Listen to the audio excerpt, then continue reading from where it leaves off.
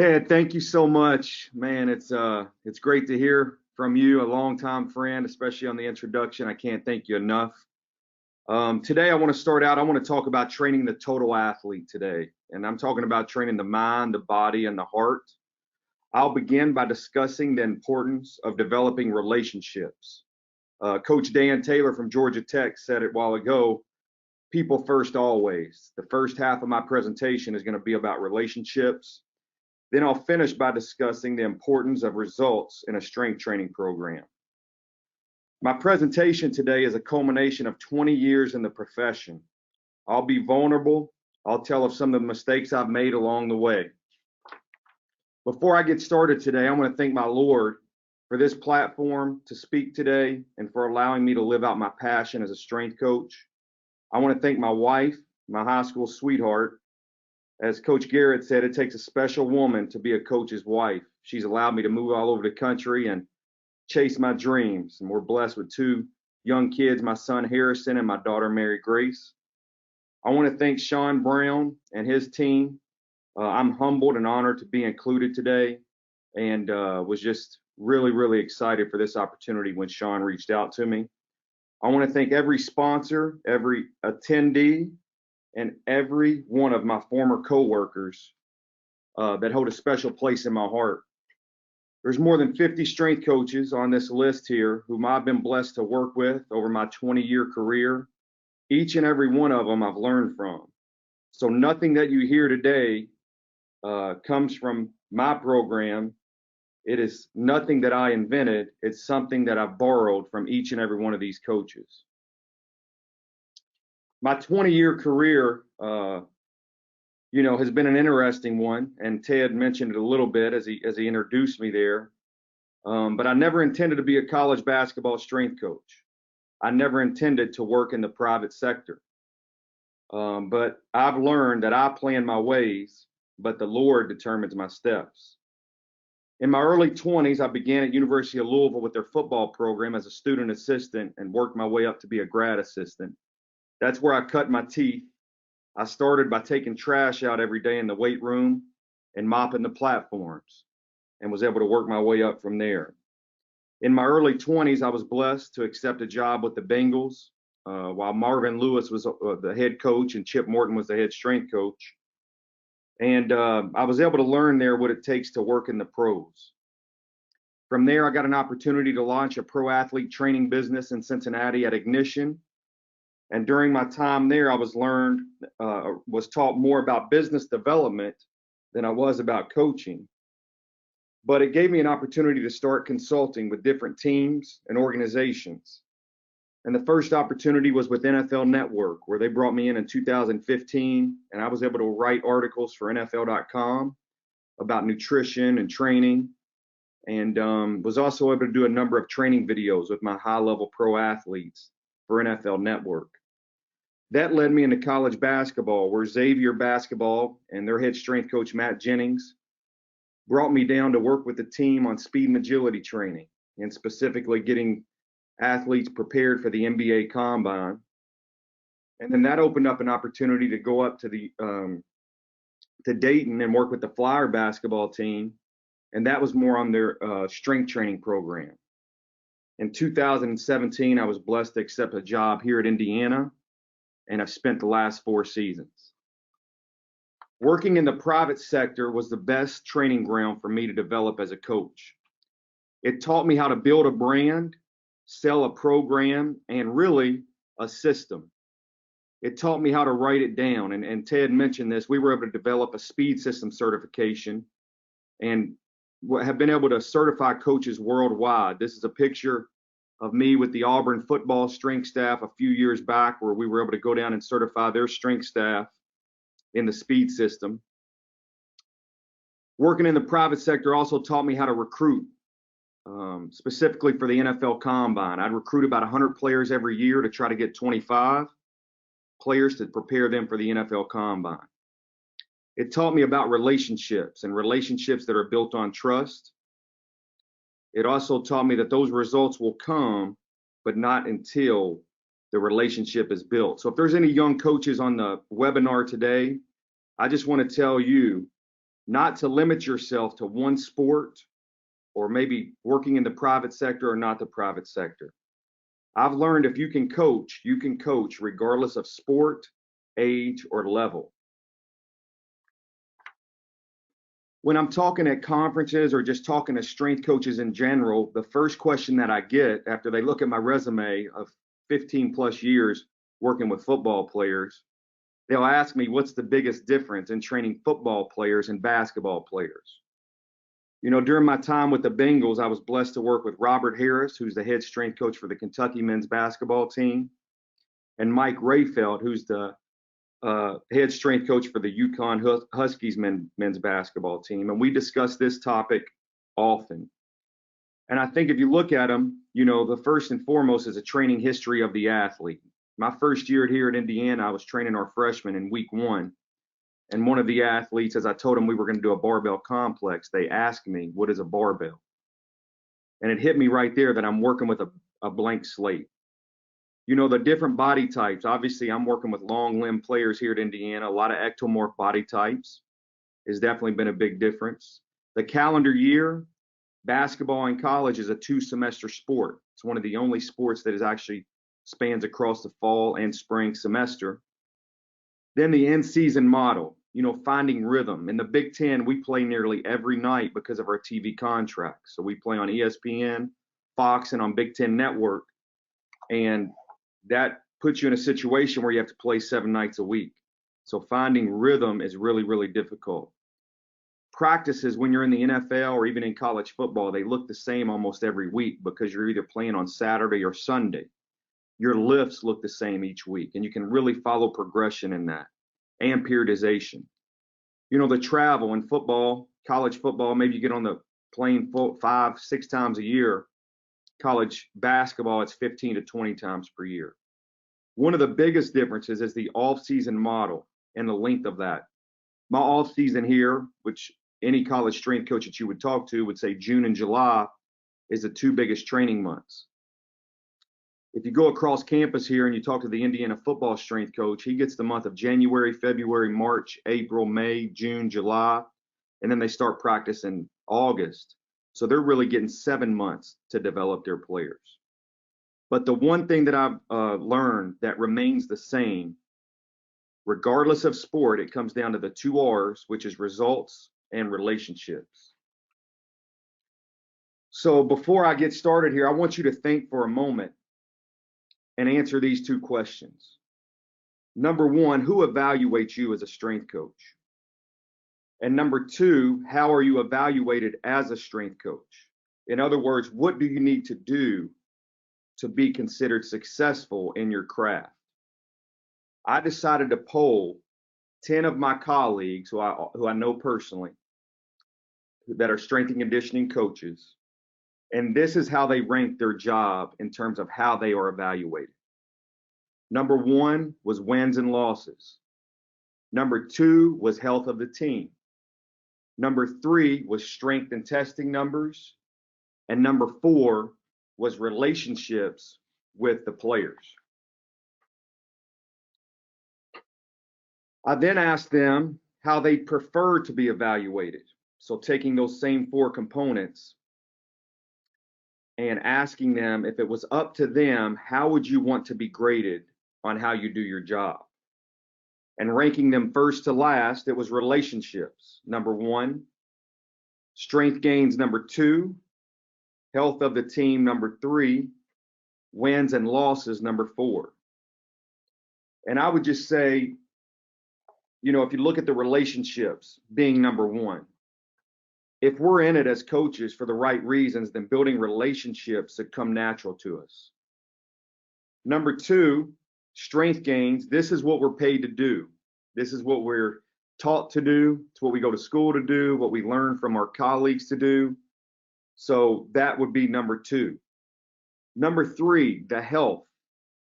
I heard one of a strength coaches one time say, strength coaches get too much credit when the team is healthy and too much blame when the team is injured. And I think there is some truth to that. And then last but not least, wins and losses. Ultimately, we're here to win games. be it at Indiana or whatever college you're at or whatever pro team you're working with, even at the high school level. You're here to win games. That's the part of the business. But basketball is a skill sport. One of my most humbling experiences as I started my journey here at Indiana 4 years ago was we played Indiana State. And it was my first time being on a college basketball sideline. And I thought to myself, you know, we're the Indiana Hoosiers. We're playing the in-state lower level team, Indiana State. We should have a great opportunity to beat up on these guys tonight. Long story short, they hit 18 three-pointers. It broke a record in Assembly Hall, and they ended up beating us. And it was one of the greatest experiences and most humbling experience that I had as a college basketball strength coach, because it taught me that basketball is certainly a skill sport. So I'd ask you today, what is a win as an NCAA basketball strength and conditioning coach? Is it winning the conference? Is it going to the NCAA tournament? Is it training the conference player of the year? Is it having an NBA lottery pick, a 40-inch vertical jump, a 300-pound bench press, or making an impact beyond the weight room? In my 4 years at Indiana, we have not won a conference title. So did I fail? No, I don't think so, because when I lay my head down at night to sleep, I know I've made an effort to make an impact beyond the weight room. My coaching philosophy changed in 2012, and I want to tell you a quick story about this player pictured here. His name is Chaz Alexa. He was a standout defensive lineman for the Pitt Panthers, who I recruited to come train with me for the NFL Combine. He agreed to it, and I was training these players, group of 20 players down in Naples, Florida.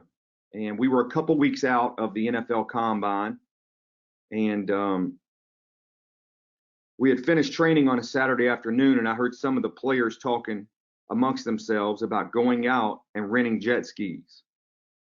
And something just came over me, and I went to the players to tell them, you know what, that's probably not a great idea. You know, we're close to the Combine. I don't want you guys out on the jet skis and you get thrown off and you hurt a shoulder or something like that. I told them, you guys are on my watch down here. You know, your parents have trusted me. The NFL agent is paying me. They've trusted me. So let's just stay off the jet skis. Well, long story short, about 5 hours later, I got a phone call from another player, and he was frantic, and he said, I've got bad news. Chaz is missing at sea the last 2 hours. They found his jet ski floating in the Gulf. I was sitting with my wife at Cheesecake Factory in Naples, Florida, and just had a sick feeling come over me about how I was going to tell the parents and the media and everybody else that this player had died while he was training with me in Naples due to a jet ski accident. Long story short, with about 10 minutes left to go in the search, they had called in helicopters and the rescue team, and they found this player floating in the Gulf. They rushed him to the hospital. He ended up living. But for the next week, I was really startled, and I really started to look at coaching a different way. It hit me that these results, be it the 40-yard dash, the bench press, the vertical jump, are temporary, but the relationships are eternal. And ever since then, I've coached with an eternal perspective. And what that means is that you will die, your athletes will die. What will the athletes say about me at my funeral? I learned that my passion is weights, but my purpose is people. And veteran NFL strength coach Johnny Parker once said, good coaches, they coach weights. Great coaches, they coach people. So what does coaching with an eternal mindset mean? It means every day when I go to my job, I have to remember that God won't ask me how many 40-inch vertical jumps that I trained, how many 300-pound bench presses I trained, how many wins, how many championships, how many first-round draft picks. God will simply ask me, how did I love my athletes, and how did I influence the influencers? What are we teaching our players that will make them better people in all aspects of life? You see, our players at Indiana have influence. This is a picture of Romeo Langford. He was one of the highest rated players out of high school ever to come to Indiana. This was the day that he committed to come play for the Hoosiers. And you can see the swarm of people and media around him. This player has influence. He ended up being a lottery pick and is now with the Boston Celtics. But we have to ask ourselves, what are we teaching our athletes that have influence? My greatest testimonials from my former pro athletes were about the impact that I had on them as a person, not the impact I had on them as an athlete. When Sean Brown reached out to me to ask me to speak, I was struggling with a topic. You know, what did I want to talk about? And that same week, there was a senior moment that I had with this player named Al Durham. You see, Al came in as a 160-pound freshman. He left as a 185-pound senior. We came in together. We grew together. He was the only player to stick it out in his freshman class. Many highs and lows that he had here at Indiana. I cried hugging him in our final game at the Big Ten tourney, not because we lost to Rutgers, but because of the love we shared for each other. And it hit me in the post game when he said the relationship that he and I had was strong on and off the court. You can see him quoted there saying, "It's been nothing short of amazing. He's like family to me." And this is a picture of he and I hugging during the game, and people didn't realize this, but they think we're hugging there. What Al would do, and he's a 4-year starter, every year or every game, he would come to me and say, "Coach, can you lead us in a quick word of prayer?" So I would pray over him. And this day, on senior day, I decided, you know what, I'm not going to pray over Al. I'm going to ask him to pray. And you know, he was very shy and apprehensive at first, but he ended up doing that. And that's a moment, as you can see in the picture there, that he says that he will never forget. I told you I'd be vulnerable with you, and we're currently going through a coaching transition at Indiana. I want to be retained by the new coach here, Coach Mike Woodson, but this time next week I may be unemployed. It's the first time I've ever experienced this situation. However, I can leave Indiana if that's what the Lord has for me. And I can lay down at night knowing I've tried to live out this mission statement that Indiana Athletics has put forth as part of the mission statement. And it says for our players to be well in mind, body, and spirit, and to impact lives and to change the world.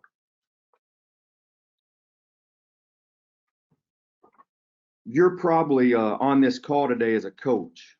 And the reason you're a coach is because you've had a coach at some point impact you in a positive way. As strength coaches, we spend the most time with our athletes. Therefore, we should have the greatest impact on our athletes. These players that we're training, regardless of where you're at, whether you're at high school, college, pro, I know we've got a lot of people tuned in today, but they don't care how much we know until they know how much we care. Billy Graham once said, a coach will impact more people in a year than the average person will in a lifetime. A coach who impacted me here is my freshman football coach when I was 15 years old. You can see the picture there. He gave me the best advice ever, and I've never forgotten it. He said, "You be the best Cliffy Marshall that you can be." Rules without relationship will equal rebellion. So how do we build better relationships and trust with our athletes? I've learned if our players, or if we have good relationships with our players, then they will run through a wall for you. If you don't, they'll enter the transfer portal. You know, in college basketball right now, it's crazy. I think there's about 1,100 players in the transfer portal. And there's a number of different ways that you can look at that. But I would say that if you do not develop good relationships with your players and trust with your players, then you're fighting an uphill battle, especially in college basketball. So I want to give you a couple of ways that I've tried to develop better relationships with our players since I've been at Indiana the last 4 years. Number one, I do a survey with them and I ask them the 3 most important things in their life. And this is something that I got from our football coach, Tom Allen, who's here at Indiana. And once they give you those three most important things in your life, whether it's faith, family, whatever that is, you're able to connect with them, and you're also able to hold them accountable and explain what is their why and why they do what they do. I also do a one-word challenge for each of our players. One word can change your life. Some of the one words this year was patience, faith, trust, and perseverance. I'm able to lead an optional game day chapel for our players. And that has been great because it allows us to talk about life, not just about basketball, not just about strength training. And one of the greatest memories that I have here was a conversation with one of our players named Rob Johnson that came out of chapel, where this player in particular was really struggling with confidence and just faith in himself.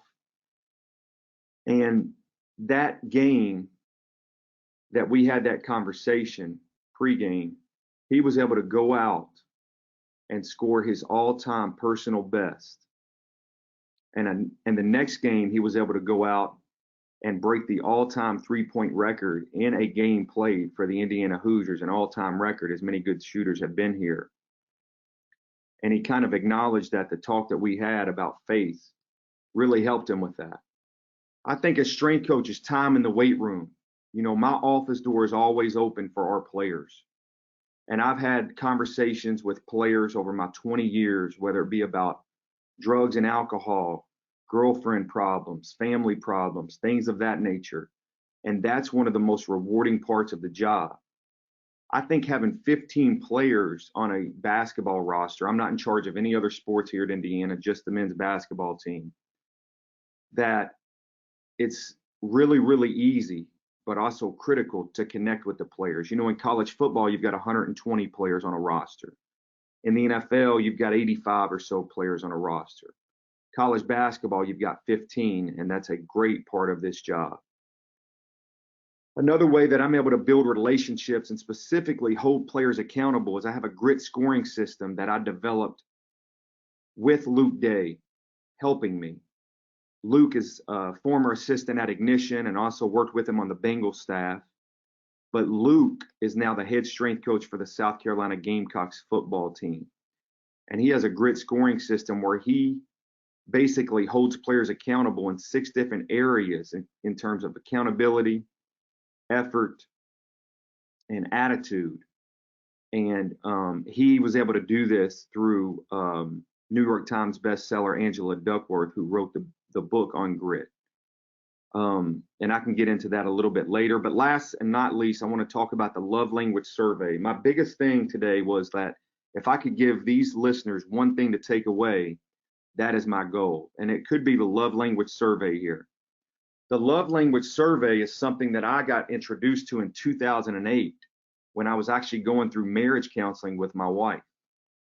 And basically, it's a survey that you take that will tell you your love language. And there's 5 different love languages, according to this survey in a book written by it as well.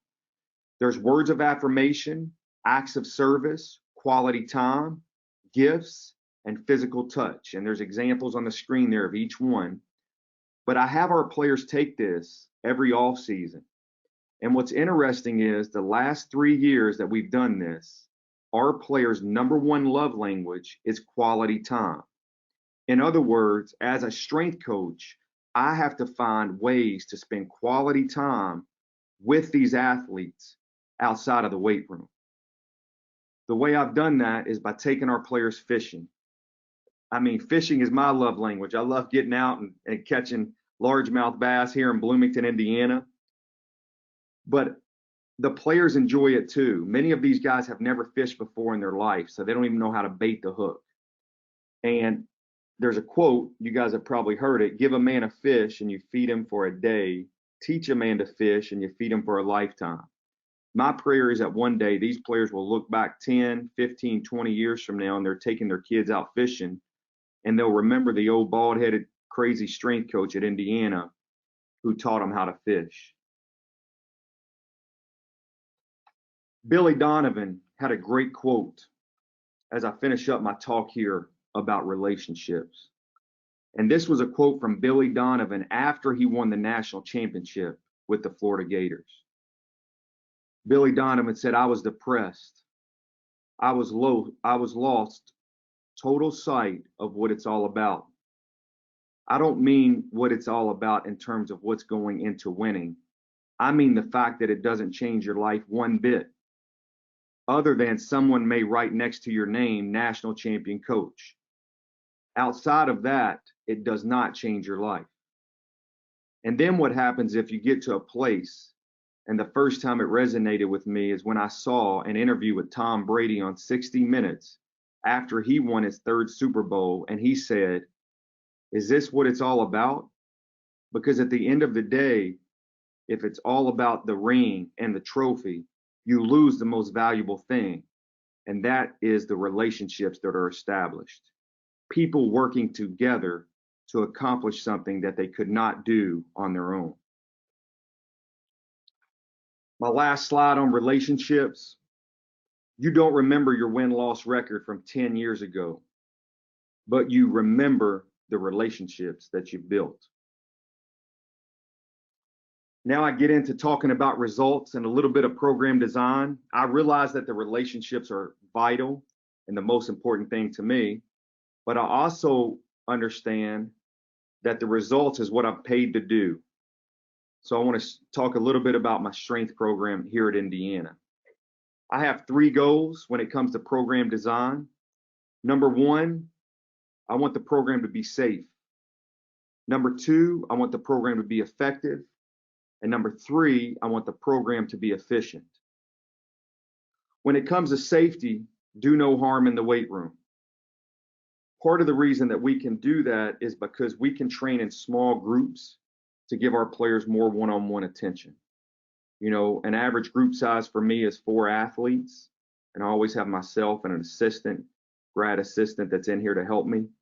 Keep the eyes on the players to make sure they're using proper form and technique. Number 2, I want the players to be in a program that's effective. And I think when you talk about effectiveness of the program, you have to look at your post-test results and what do they say. Just like Garrett did a great job of showing, you know, some of his in-season strength numbers. You know, I think that is critical in terms of, is your program effective? Effectiveness of the program, I really learned a lot when I was training for 10 years players for the NFL Combine. You know, number 1, if the players trust you and they move and they come to train with you for the NFL Combine, you know, they're trusting you for the biggest job interview of their life when they go to Indianapolis and run that 40-yard dash and vertical jump.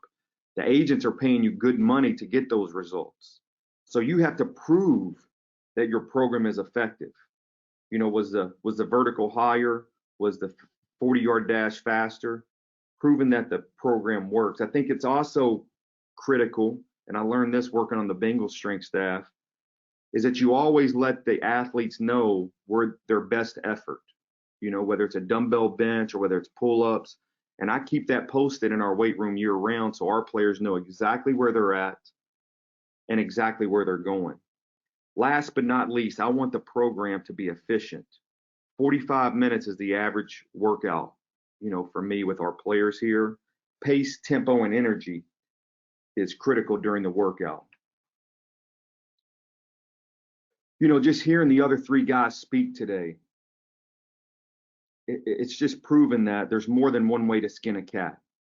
You know, Mike Kent, one of my mentors, who was a head strength coach for Louisville football, taught me that at a very early age that it all works. You have to do what's comfortable for you. As a college football strength coach at Louisville, our program was Olympic based. And I feel like I worked under one of the best Olympic lifting strength coaches in the country for 4 years. Then I got to work with Chip Morton and Rock Oliver and the Bengals early in my 20s. And I learned kind of a high intensity model that later expanded into a hybrid model. And that's currently what I'm using right now, 20 years later, is a hybrid model. I really believe in that and what we do. I would tell you that coming out of COVID and hearing our first 2 presenters today that did an excellent job talking about coming out of COVID, I did a lot of research and talked to a lot of coaches about the 1x20 program. So last off season, which I had 6 weeks, June and July, I did the 1x20 program. Had never done that in my life, but had great results from that. And I'm doing it again as we're into our post right now. Every program is different. You know, I think in college basketball, it's very important to understand that what I'm doing here is not a cookie cutter program. I train every athlete, but I don't train every athlete the same. 10 keys to success that I've learned in the weight room, and I'll kind of drill these off quickly. And if you guys have any questions at the end, we can definitely talk about it. Number one, first and foremost, I like to keep it simple, stupid, following the KISS method. Simple doesn't mean easy. Number two, every workout for me starts on the grease board. I tell the athletes what we're doing, why we're doing it, and how it's going to make them a better athlete, and that creates great buy-in within the program. Number three, never sacrifice form for weight. Number four, I start at the hip and work out each day by training movements first and then muscles. If I had a pointy dot, a red pointy dot, and I put it on your hip, that's the focus each and every day in the weight room, and then we expand out from there. We train in the weight room to be explosive on the court by using ground-based movements that train fast twitch muscle fibers, triple joint extension. I start with that doing a lot of med ball throws. And then we get into plyometrics, and then ultimately we get into barbell training. Push, pull, squat, hinge, and carry equally. That's something that I learned from my mentor, Chip Morton, with the Bengals. Really big on training unilateral exercises. Basketball is a single leg sport, so I try to train in a single leg environment. For every double leg exercise, I do a single leg exercise. This past off season, one of the goals that I had is that each one of our players would do 75% of their body weight on a single leg RDL for 5 perfect reps. I've talked about testing and evaluation, really big on that, on the pre and post test evaluation. And then also setting up performance goals with each individual player every offseason to hold them accountable. In 2010, we developed a speed system training manual, but I also wanted to develop our strength system at Ignition. So I came up with the 6 P's to performance. And what that is basically, you can see there, number 1 is prehab. Number 2, I call prime. Number 3 is power. Number 4 is primary. Number 5 is what I call plexus. And number 6 is what I would call pump. The sets and the reps can change throughout the 12-month calendar year, but the outline of these 6 P's I try to keep consistent. So number 1, and Garrett did a great job of talking about functional movement, when I get into my prehab program every day, it's knee and core stability, hip mobility, ankle mobility, shoulder mobility, a lot of carries, a lot of movement prep that would probably be considered for most of you guys functional training. Number 2 is something I call prime, which is basically quick foot activity that will stimulate blood flow, elevate heart rate, and it's almost like you're starting the car up and revving the engine, getting the players ready for the training session. Number 3 is, again, the power complex, which is, again, movements first, muscles second. And this is where we get into some velocity-based training that I know has been of, a lot of people talking about that over the last few years.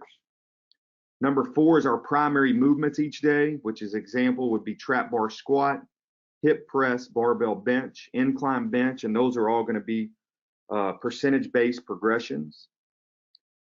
Number 5 is plexus, which is basically supersets of antagonistic muscle groups. On upper body days, it's a push-pull. On lower body days, it could be a quad hamstring, an inner thigh, and outer thigh.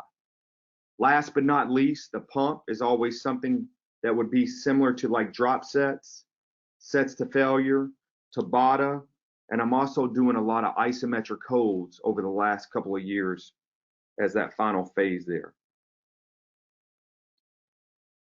Our program's daily objectives, and I wrote an article about this for NFL.com a few seasons ago called A Growth Environment. Every day that our players come in, I want to create an atmosphere that is competitive, that is learning, and that is fun. So a competitive atmosphere is me challenging the players to be the best versions of themselves. A learning atmosphere, I just mentioned that every day we're going to train to become a pro, because every one of these basketball players at Indiana, when they come here at 18 years old, they think they're going to be a pro, an NBA star. So I tell them I've got to train you in those habits and teach you how to be a pro. So this isn't like a stage photo. That's me actually going through the grease board, with our players. And when I got to Indiana in 2017, I knew right away we were going to redo the weight room here. But my first request was for this grease board, and I've had it ever since, because I knew that was the most important thing in the weight room. It wasn't the dumbbells, it wasn't the barbells, it was the grease board to teach our athletes. Last but not least, I want a fun atmosphere. I want our players to enjoy the grind. I want to create an environment that is welcoming, but it's also very challenging. I learned that in the private sector. If you don't create that environment, then these players, these clients, these parents, these agents, they're not going to pay you. When it comes to our basketball training calendar in the postseason, which is where we're at right now, we train 3 days a week, typically Monday, Wednesday, Friday. In the off season, June and July, we train 4 days a week on a 4-day split, Monday, Tuesday, Thursday, Friday. In the preseason, as we're preparing for the season, we go back to that 3-day model, Monday, Wednesday, Friday. And then in season, I like for all of our players to get at least 2 lifts in per week. The biggest thing that I've learned when it comes to in-season training, and it's probably been the hardest thing that I've dealt with coming into college basketball, is this. Number one, how much is too much and how much is not enough in season? There's got to be balance there, and that can be challenging. I think learning that as volume increases on the court, the volume decreases in the weight room is a big one for me. And it was music to my ears because I connected with Andrea Huddy during the Maui Invitational this year as Texas was there. And as we were talking about in-season training, she used a quote and she said, periodization in season is dead for basketball. And, I think what's being discussed there is it's almost for me a day-to-day approach, manipulating my workouts based on what happens on the court.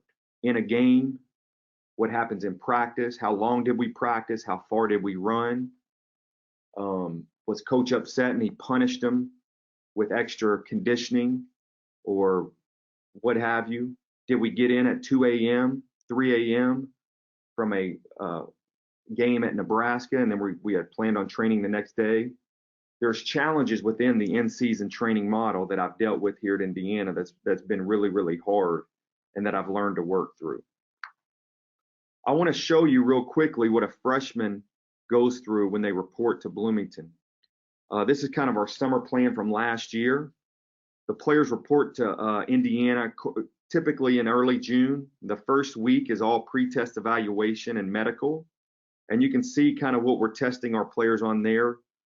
Much of that is the NBA Combine, and I have, a database from NBA Combine tests over the last few years so that I can allow our players to see kind of where they test in and then set their goals up. I always have to remind them it's not where you start, it's where you finish. The medical testing is very, very detailed. Obviously blood testing is something that we do with our players at our Dr. Rink Sports Science Center. We do a lot of testing in terms of VO2 max. Our team doctor and athletic trainer have 38 years of data on VO2 max testing. That's really, really cool to look at. But then once we get into training, weeks 2 through 6, this is kind of the plan that we follow. The players would have breakfast, and then they come in and lift in the morning at 9 a.m. They'll then have class and lunch, and then they come back in the afternoons for a skill workout. And that's Monday, Tuesday, Thursday, Friday. Wednesday and Saturday, we build in yoga or massage or do some type of recovery for the players And then obviously Sunday is off. This is a picture of one of our freshmen, one of our best freshmen this past off season. And again, I was following the 1x20 program with this athlete. But you can see, you know, kind of the results there in terms of his vertical jump, or I would start with his weight gain from 206 to 223. I would say the weight gain is not only the strength training program that we're doing, but it's probably more about the nutritional plan that they follow when they get here. This player had not trained a lot in high school, had not had much of a background in the nutrition piece either, so his results were rapid and probably the most impressive of any of the freshmen that we had in this class. You can see his vertical jump, standing, max, both went up about 3 inches, even though he gained the lean muscle mass. You can see his 185-pound bench press, which is how they test the players at the NBA Combine. He tested in at 4 reps, and he tested out at 11 reps. And you can see his pull-ups there, body fat. And then I do the Kaiser air squat test with each of our athletes to measure peak power. So this is after 1 off season. The next slide here is after 2 off seasons. This is Jawan Morgan. He was a most improved player in the Big Ten his junior year. He actually started as a rookie in the NBA bubble last year in the playoffs, and he returned to train with me this off season, which was a joy to have him back in the facility here. But I think the biggest thing here is you can see where he tested in my first off season. He tested in at 185 bench for 1 rep, and after 2 off seasons, he was able to get his bench up to 17 reps. That was probably the biggest improvement. And then obviously looking at his vertical jump, you know, even the standing vertical there going from 25 to 33, an 8-inch increase. This was one of the biggest improvements we've had here at Indiana since I've been here the last 4 years. So real quickly, as I'm finishing up here, conditioning, just got a couple more slides. Conditioning for me in the off season is more about low impact. It's kind of how I can train these guys without pounding their joints. You know, Versa climbers, when I got here, we ordered 8 of those, and we do a lot of training on them with the athletes. We do some conditioning work on the Woodway treadmills, on our underwater treadmills. We have a sand pit right outside of our facility that I do a lot of speed, agility, quickness training in during the off season. And then with certain players, I do a boxing workout as well. Obviously, the skill work in the summer, to me, is considered conditioning as well, because we'll take our players 3 to 4 days a week on the court with the coaches, and they'll go through a 45-minute intense workout with shooting, ball handling, and some movement on the court. So that has to be factored in as well. In the preseason, we use the Riley test, the Pat Riley test for conditioning. We use our Versa climbers to create competition, red team versus white team, or one player versus the other, in terms of, you know, how many feet they can get in a minute. And there's a standard they have to hit, and the losing team would have, you know, maybe extra conditioning. And then we do something called stance class, which is really in preparation for practice, to get the players ready, their hips and hamstrings ready for the demands of practice, deceleration. So it's about a 45-minute to an hour class of defensive slides with towels over their heads and things of that nature. When it comes to sports science, been blessed to use the Polar Team Pro here the last few years, very confident and comfortable in what that provides us. Also love our Kaiser line of equipment. I'm able to use Kaiser squat test and been able to find some really, really good data the last 4 years of using that in comparison to the vertical jump. So for example, our top testers on the Kaiser Squat Pro machine have also been our top standing vertical jump testers. So any of our athletes that have squatted with 3,000 watts peak power with 300 pounds on the machine have also been our 40-inch vertical jump testers. So I love to see that correlation, and I've got some really good data on that I could share separately. And then obviously the velocity-based training that we're doing, I don't use anything other than just the old Tendo units. I'm real simple with that on our barbell movements. And then obviously we're doing some single leg testing, right leg to left leg on our vertical jump mats. The one thing I would say, if you're on this call today and you don't have access to, the Polars or the Catapult or any of these systems out there, because it does cost some money. I had a great meeting with the Utah Jazz this past off season, and they have obviously the technology that, most NBA teams are using. But one of the things they've done is they've counted court lengths with their players in a game setting. So what a court length means is simply anytime a player runs free throw line to the opposite free throw line would be considered a court length. And I don't have the exact numbers in front of me, but like Rudy Gobert, for example, would average 125 court lengths. And don't quote me on that, but it was around that number in a game. So as they designed his off-season conditioning program, preseason conditioning program, that was the number that they started with.